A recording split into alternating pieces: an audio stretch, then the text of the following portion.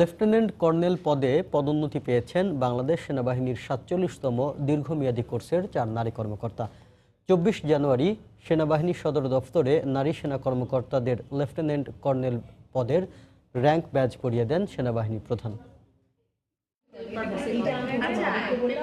কর্মক্ষেত্রে পুরুষের সঙ্গে তাল মিলিয়ে চলা নারীদের সাফল্যে সম্প্রতি যুক্ত হয়েছে আরও ৪টি নাম। নিজ নিজ কর্মক্ষেত্রে পেশাগত দক্ষতায় সফল হয়ে মেজর থেকে লেফটেন্যান্ট কর্নেল পদোন্নতি পেলেন বাংলাদেশ সেনাবাহিনীর দীর্ঘমেয়াদী কোর্সের ৪ নারী কর্মকর্তা। ২৪ জানুয়ারি সেনাবাহিনী সদর দফতরে ওই নারী সেনা কর্মকর্তাদের লেফটেন্যান্ট কর্নেল পদের র্যাঙ্ক ব্যাজ পরিয়ে দেন সেনাবাহিনী প্রধান। এ সময় উপস্থিত ছিলেন ঊর্ধ্বতন সেনা কর্মকর্তারা। শুধু যদি বলি ভালো লাগছে ভুল হবে, সত্যিকার অর্থে গর্ববোধ করছি।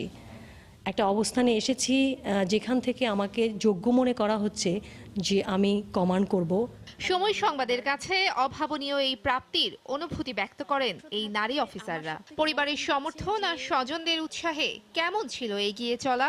উৎসাহ যদি না পেতাম আসলে, তাহলে হয়তো এই দুর্গম পথটা পাড়ি দেওয়া সম্ভব হতো না। উৎসাহ ছিল ফ্যামিলির কাছ থেকে।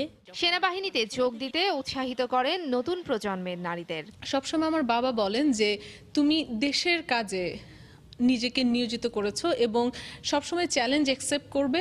মেজর পদমর্যাদা থেকে লেফটেন্যান্ট কর্নেল পদোন্নতি পাওয়া ৪ নারী অফিসার হলেন সঞ্জিদা হোসেন, সৈয়দা নাজিয়া রায়হান, ফারহানা আফরিন ও Sarah Amir. Maybe the best choice আমার কাছে তো মনে হয় যে this was my best decision too. Tahiya Rubaiyat, Apala, Somoy Sangbad, Dhaka.